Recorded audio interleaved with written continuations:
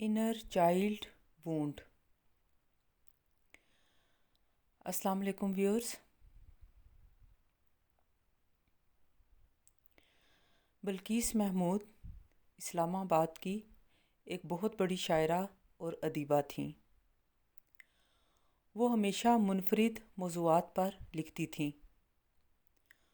ان کا بیٹا تاشی امریکہ چلا گیا تو بلقیس نے ایک نظم ان دنوں سے متعلق لکھی کہ جب ان کا بیٹا تاشی ان کے ساتھ اسلام آباد میں اپنی امی ابا کے ساتھ رہتا تھا۔ یہ ایک طویل نظم ہے جس میں وہ اپنے بیٹے کے جذبات یوں رقم کرتی ہیں۔ مجھے لگتا ہے امی، میں بڑھاپے سے بری بستی میں آ کر پھنس گیا ہوں۔ یہاں ہر شخص بوڑھا ہے، یہ 14 سال کی بہنا، یہ 16 سال کا بھائی، یہ دونوں آپ۔ یہ گہرے سلیٹی رنگ کی بے رنگ سی دنیا، خدایا میں کہاں پر آ گیا ہوں۔ یہاں ہنسنا ہنسانا جرم لگتا ہے، یہاں پر زندگی کے گیت گانا بین ہے شاید۔ میرا کیا جرم ہے امی؟ مجھے لگتا ہے امی آپ سب صیاد ہیں میرے پر کاٹ کر پنجرے میں رکھ لینے کی ایک خواہش۔ بس ایک خوش رنگ سا طوطا، میاں مٹھو کہ جب چاہا میاں مٹھو میاں مٹھو کہا، بہلایا خوش کر لیا اپنے بڑھاپے کو۔ تعجب ہے مجھے امی کہ اپنے دوستوں میں آپ ہنستی ہیں۔ مجھے سچ سچ بتائیں، آپ کو ہنسنا بھی آتا ہے؟ کوئی حصے لطافت آپ میں بھی ہے؟ کوئی سینس آف ہیومر آپ میں بھی ہے؟ مجھے تو آپ سارے دکھ کے مارے بوڑھے بوڑھے لوگ لگتے ہیں کہ جن کی ساری کوشش ہے مجھے بھی توڑ کر رکھ دیں۔ دکھی، سنجیدہ، گہرے رنگ میرے منہ پہ بھی مل دیں۔ میری امی، میرے ابو مجھے انگریزی گانوں کارٹونوں سے تو نہ روکیں۔ مجھے وہ ویلسری بابا، وہ چھوٹی چھوٹی زندہ زندہ لڑکیاں، میشیل، وہ ڈی جے، مکمل زندگی والا وہ فل ہاؤس، یہ سب تو دیکھ لینے دیں۔ وہ سارے خواب، ساری خواہشیں جو میرے اندر ہیں انہیں باہر تو آنے دیں۔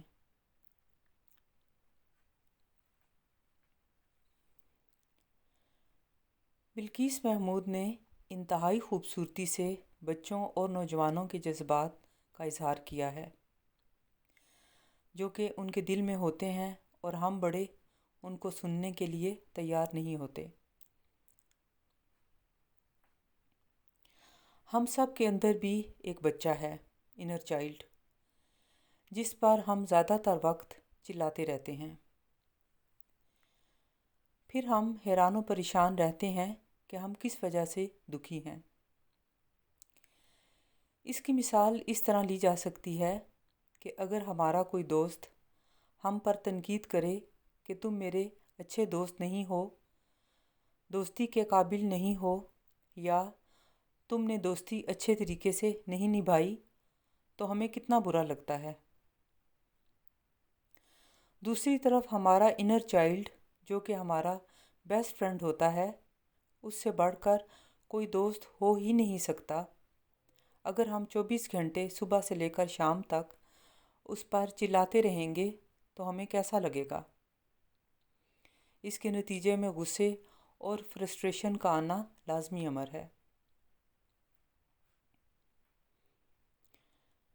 انر چائلڈ وونڈ ہمارے اندر بچپن کی محرومیوں اور دکھوں کا نتیجہ ہوتے ہیں، جو کہ معاشرے کی اونچ نیچ، چائلڈ ایبیوز، ماں باپ کی دی کی تربیت کے دوران ان کے نظریات و عقائد، غربت، بروکن فیملی یا ماں باپ کی بیماری کی وجہ سے ان کی توجہ یا کیئر میں کمی کی وجہ سے ہم فیس کرتے ہیں۔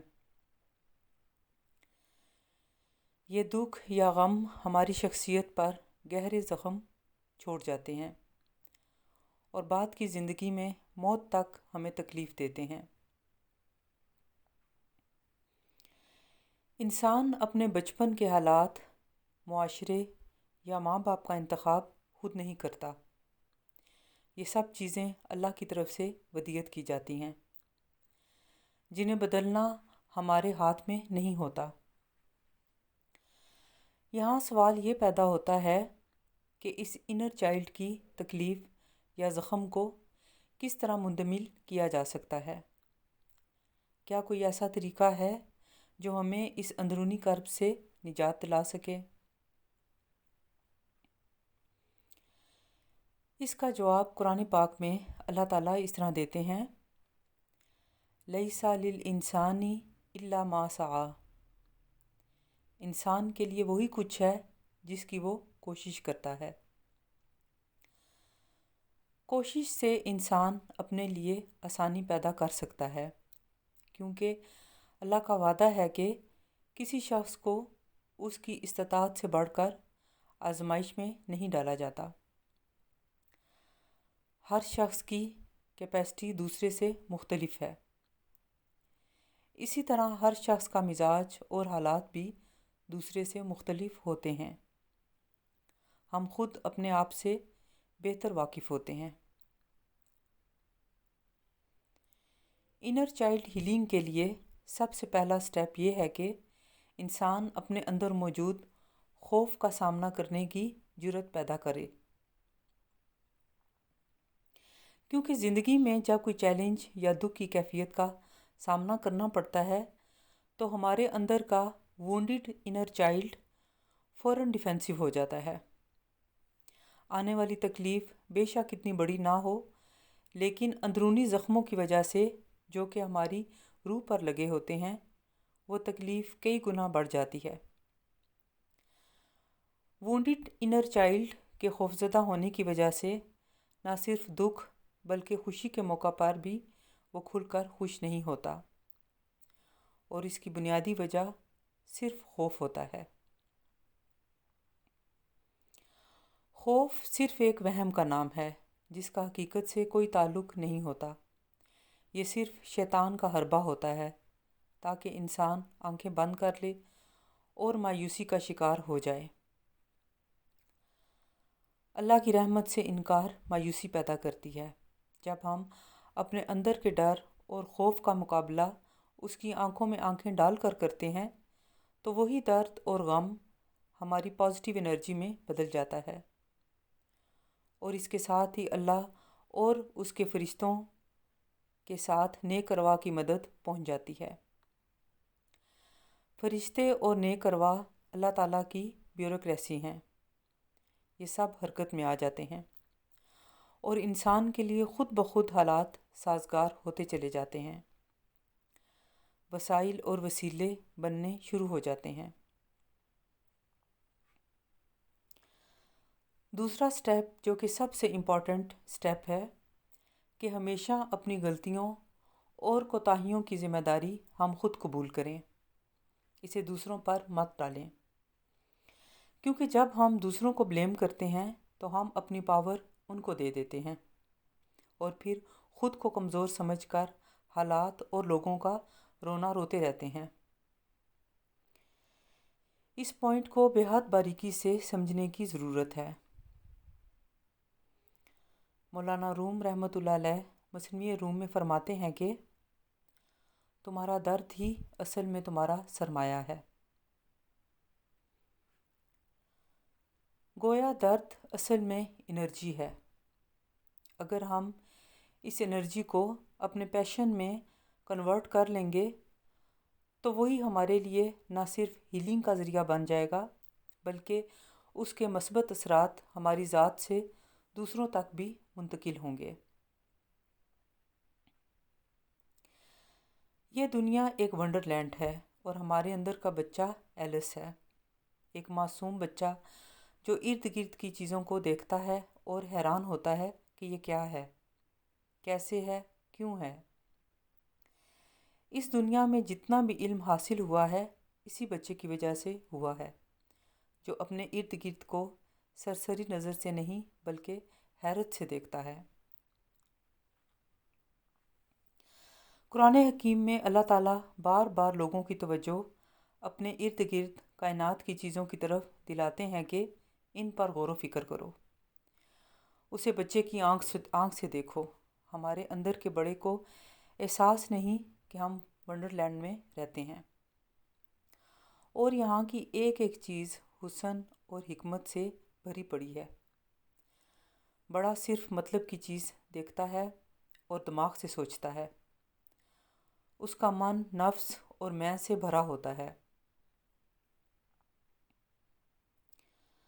بدقسمتی سے ہمارے دین کے رکھوالوں نے تبلیغ میں قرآن حکیم کی حکمت کا رویہ نہیں اپنایا، بلکہ الٹا انداز اختیار کر کے انہوں نے اندر کے بچے کو ڈانٹ ڈپٹ کر ہمیشہ کے لیے چپ کرانے پر زور دیا ہے۔ وہ کہتے ہیں کہ یہ بچہ خام خواہ مین میخ نکالتا ہے، سیدھی باتوں کو الجھاتا ہے، حجت بازی کر کے کفر پھیلاتا ہے۔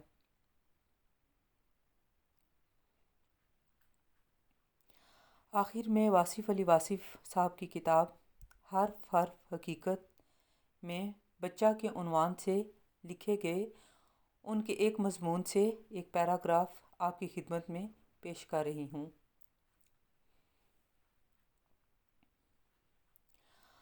آؤ ہم لوٹ چلیں، آؤ ہم ایک بار پھر عہد کہن تازہ کریں، آؤ ہم سب ہم بن جائیں، آؤ تازہ ہواؤں کی طرف، مشینوں کو مشینوں پر کام پر لگا کر آؤ بھاگ چلیں، آؤ ہم قدرت کے نظاروں کے قریب ہو جائیں تاکہ ہم صداقت کے قریب ہو جائیں، آؤ 4 دن کی زندگی میں زہر گھولنا بند کر دیں، آؤ اذیت دینے اور اذیت لینے کے اذیت ناک عمل سے توبہ کریں،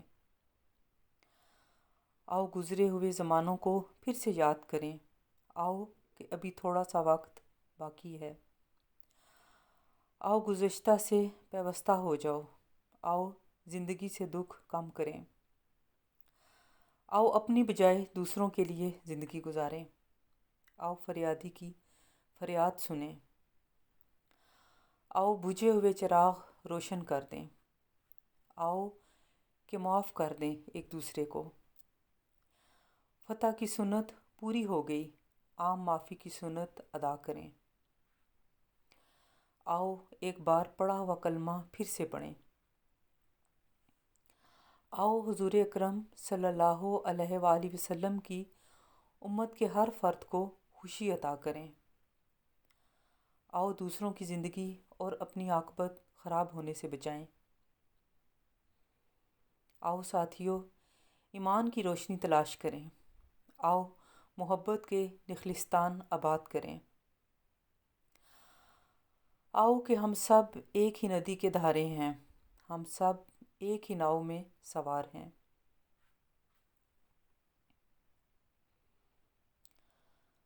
بند کرو ذاتیات، بند کرو جھوٹ کو اخبار کی پذیرائی دینی، بند کرو ایمان فروشی کے مکروہ کاروبار، بند کرو اپنی خواہشات کے بے ہنگم پھیلاؤ کا بے مقصد و بے ترتیب سلسلہ، بند کرو ایک دوسرے کو بدنامیوں کے بازاروں کی رسوائی بنانے کا عمل، بند کرو کہ تم روبرو لائے جانے والے ہو اس دن اس مالک کے روبرو جس کے سامنے تم جھوٹ نہ بول سکو گے، اور پھر تمہارے سر سے ستار العیوبی کی چادر اتار دی جائے گی۔ تم کیسے نظر آؤ گے اس دن جب عمل تبدیل کرنے کا موقع نہ دیا جائے گا۔ جب توبہ کا لفظ تو ہوگا لیکن اس کے معنی نہ ہوں گے۔ وہ دن بہت دور ہے، یہی تو ہے تمہاری ناعاقبت اندیشی۔